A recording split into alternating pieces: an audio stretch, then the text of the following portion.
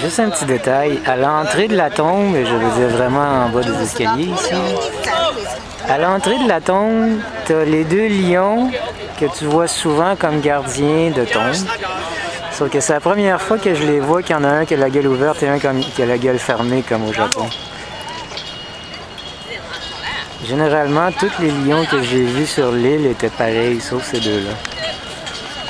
Un détail. Je suis en train d'explorer la ville. C'est le fun, ils ont l'air d'avoir un système qui est comme le système de Bixi, techniquement en plus simple. Ça marche avec la carte de métro. La joke, c'est qu'il faut l'enregistrer, la carte de métro, pour que ça fonctionne. Pour enregistrer la carte de métro, ça te prend un cellulaire. Vraiment, pour créer un compte, il te demande un numéro de cellulaire. Sinon, tu as besoin d'une carte de crédit. Ça me tente pas, là, juste... La première demi-heure est gratuite, après ça, c'est 30 $ taïwanais pour je sais pas combien de temps. 30 $ taïwanais, c'est une pièce, même pas. Fait que tu veux une carte de crédit pour 1 $ ici, 1 $ là, il me semble que c'est beaucoup par transaction. Fait que on va continuer à explorer la ville à pied. Je pensais que c'était juste un pont sur une autoroute. Sauf que finalement, c'est un pont pour accéder à un parc en plein milieu de la ville. Il est grand. Un petit peu dur d'accès, mais il est grand. Vous voyez, ça continue à... je pensais qu'on le verrait plus. Là-bas, là, c'est un pont d'auto, puis ça continue encore plus loin que ça. Vraiment, c'est comme une rivière de verre à l'intérieur de la ville. Pardon. C'est avec des routes pour vélo, des places de basketball. Ça, je sais pas c'est quoi, mais ça doit être une place pour arrêter. Vraiment. Ah oui, puis les chiens errants. Façon de parler. Les petits points qui bougent, là, c'est tous des chiens errants. En fait, c'est surtout qu'il y a... Culturellement, on dirait qu'ils ne croient pas au laisse ici. Ils laissent les chiens aller, puis les chiens, ils s'en vont, ils reviennent, ils s'en vont, ils reviennent. Ils font leur vie, puis après ça, bah, tout le monde rentre chez eux, finalement.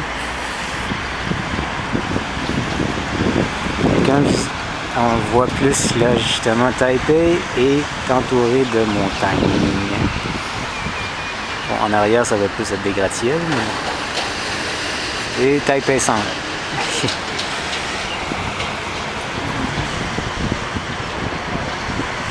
Ça, c'est de la construction, rien à voir.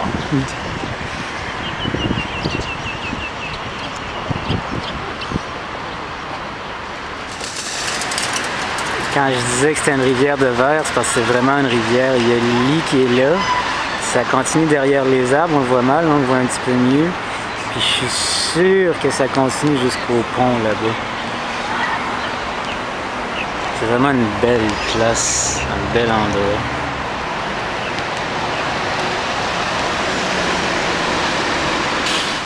Bon matin.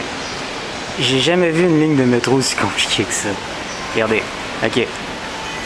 Il y a deux lignes, c'est la ligne verte et la ligne rouge, qui se mettent ensemble un jour. Fait qu'à partir de ce moment-là, si vous allez dans cette direction-là, quand vous prenez un métro à partir de là, il faut regarder la couleur du train. Il y a des lumières sur le train qui indiquent une couleur. Si elle est verte, ça va vous amener ici. Si elle est rouge, ça va vous amener ici. Il passe en alternative, il faut juste faire attention. OK? Aussi, bon là, la différence de couleur, c'est que le train s'en va par là. Puis ça, c'est les stations qui sont déjà passées. Ça fait que je suis ici. À partir de... Ouais, je pense que c'est à partir de là. Tout le reste, c'est un métro souterrain, d'accord? À partir de cette station-ci, ça devient un métro sur terre. On est à... Quoi? 10 mètres du sol, à peu près. Là. Fait que ça devient un métro sur terre. Sauf que, je l'ai déjà fait la ligne. À partir d'à peu près là, le bout là, ça devient un métro sur terre. On revient sur le sol, pas sous le sol, pas dans les airs, juste sur le sol. Puis à partir de là, c'est plus une ligne qui s'en va dans des quartiers d'habitation plus qu'autre chose. Vraiment, quelque chose cette ligne-là. Ah oui, puis la grosse station ici, là, c'est le politicien que j'étais allé hier, là. La station qui a l'air d'une cathédrale. C'est... faut y penser. Fait que, il pleut, comme d'habitude. Fait qu'aujourd'hui, c'est jour de musée. Et aujourd'hui, nous y voici, le musée du Palais National, à flanc de montagne, qui apparemment contient la plus grande collection d'artefacts chinois au monde. La plupart dans des voûtes, littéralement dans la montagne, pas accessibles au public. Ce qui est accessible apparemment est apparemment impressionnant. Je vais pouvoir vous en parler, pas vraiment vous le montrer parce que c'est un musée, puis c'est le genre de musée que tu peux pas prendre de photos. Fait qu'on verra. C'est un musée puis l'histoire. Vraiment, s'il pleuvait pas, en fait, c'est parce que c'est une des places qu'il faut voir apparemment à Taipei. Ouais. Je sais pas si les voûtes sont aussi grosses que la montagne, par exemple, je suis curieux. Je pourrais pas le savoir, malheureusement, mais bon. L'orange a l'air d'être une couleur qui est très présente dans les châteaux de Taipei, en tout cas. Et les deux lions sont pareils. Ils sont là, mais ils sont pareils. Vraiment, je suis curieux de savoir lequel qui est venu en premier. Les lions avec la gueule ouverte et la gueule fermée, ou ces deux-là, puis après ça, les Japonais les ont changés. Je sais pas. Tantôt. Apparemment qu'ils ont besoin de plus de protection parce qu'il y a une ligne d'arbre centrale. Puis en arrière de la ligne d'arbre centrale, tu as d'autres lions sur des piédestals. On va voir si je peux zoomer. Non. Ben, en tout cas, ça n'a pas l'air, mais c'est d'autres lions. Puis il y en a un autre de l'autre côté qui... Wow! Derrière les arbres qu'on verra pas d'ici. Beaucoup de protection ici. Alors la visite du musée est finie. Ça a été intéressant. La seule fois que j'ai vraiment aimé, c'est qu'il y a une ligne du temps à l'intérieur qui représente tous les empires connus du monde. L'Empire chinois, l'Empire romain, tous les empires indiens, les empires des Amériques du Sud. Tous les empires que vous pouvez penser sur une grosse ligne de temps. C'est intéressant de voir justement ceux qui ont duré, ceux qui n'ont pas duré, quand est-ce qu'ils ont été là et combien l'âge moderne est vraiment moderne, genre vraiment jeune, à peine une centaine d'années minimum. Je me rappelle pas d'avoir vu l'Empire britannique. Pas été petit pourtant. Pas grave.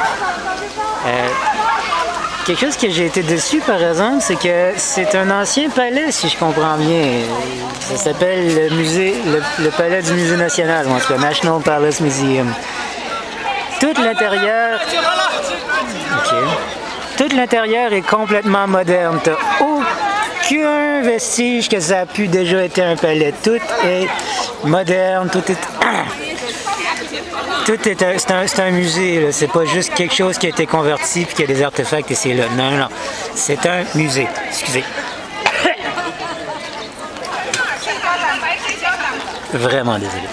Alors vraiment, c'est un musée avec les sécurités, les vitres, tout. Quelque chose qui m'a fait rire, par exemple, c'est qu'apparemment qu'il y a une convention internationale de la température à laquelle il faut garder des artefacts, qui est 23 degrés Celsius. Dans presque chaque display case, il y a un thermomètre électronique qui mesure la température pour être sûr que ça reste autour de 23 degrés Celsius. Fait que... c'est ça.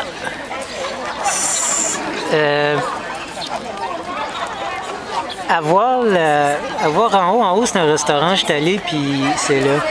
À voir la taille du building, puis ce que j'ai fait, le musée va pas dans la montagne.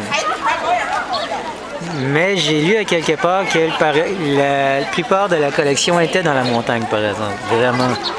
Parce que, oui, c'était impressionnant le nombre d'artefacts qu'il y avait, si tu aimes ce genre d'affaires-là. Puis apparemment que c'est seulement la surface de ce qu'ils ont. Alors, c'était ma visite au musée de Taipei. La suite, j'en ai aucune idée. Il pleut encore un petit peu, mais il y a un parc que je veux trouver. Wow. Des fois, tu as des bonnes surprises. À côté de la trappe à touristes qui est le musée, il y avait l'entrée de ce que je croyais être un petit jardin botanique. Cute. Je suis rentré, je suis allé voir. Finalement, c'est un parc. J'ose dire un parc zen parce que ça a vraiment l'air d'un parc asiatique. Le point, c'est que c'est le genre de place que les touristes n'iront pas. C'est le genre de place que les locaux viennent pour relaxer pendant la journée, après l'école, après les classes. Regardez. Ceux qui sont là-bas, la fille qui est en jaune et en rouge, elle et son partenaire en tout cas, ils sont là depuis des heures. Sur la table, ils ont un pique-nique, je veux dire, avec des théières, samovars. Vraiment, ils ont passé la journée ici puis ils ont l'air de s'amuser. Dans l'eau, il y a des carpes. Ils sont grosses. Ils sont grosses. T'sais, les plus grosses carpes qu'on a, c'est à peu près un pied qu'on voit généralement. Ceux-là, je suis sûr qu'il y en a qui ont au moins 3 pieds puis qui sont grosses comme des bûches. Vraiment, elles sont hallucinantes. Soit ils sont très bien nourris, soit ça fait super longtemps qu'ils sont là. Il y a quelques cygnes ici et là aussi dans l'eau. C'est beau des cygnes, hein? Mais cristal que leur cri est laid par exemple. Ça fait... Je pense que ça fait au moins 1h30 que je suis ici en train de lire. C'est très... À part les jardiniers qu'on entend. Quand ils arrêtent, c'est assez relaxant. Un très bel endroit.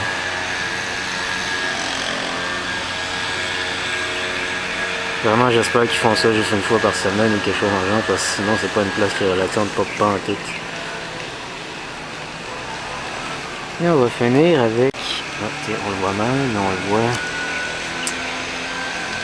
Vraiment, l'orange a l'air d'être la couleur des châteaux et des palais.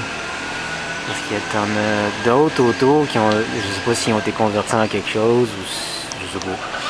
Mais tout a l'air avec des toits plus ou moins orange. Même hier au Memorial du Général, là, il y avait au moins 2 des buildings qui étaient orange. Le sien était bleu, je sais pas qu'est-ce que ça signifie. J'ai hâte qu'il finisse avec son leaf blower, il me tape les mains. Parce que sinon, vraiment, c'est une place qui est intéressante.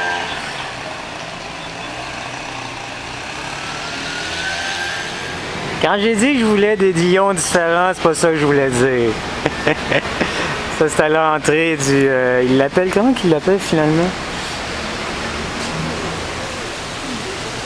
The Garden of Perfect Benevolence.